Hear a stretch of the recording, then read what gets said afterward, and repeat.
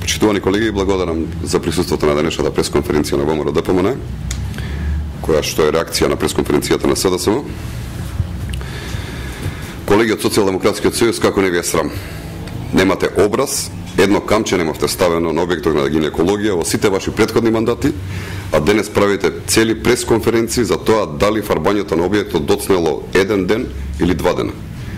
Какво безобразно лицемерие.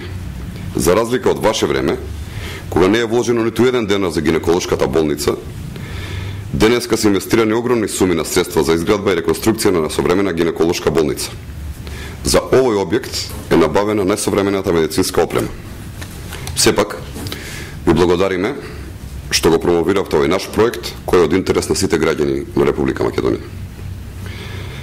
Да ве подсетиме дека во тек е набавка на современа медицинска опрема, а дел од нејзе е инсталирана со што се обезбедени инкубатори за новороденчињата, мамографи, томографи, респираторни машини, операциони столови и опрема, дигитални рентген апарати, биохемиски анализитори, магнетна резонанца и така натаму и така натаму.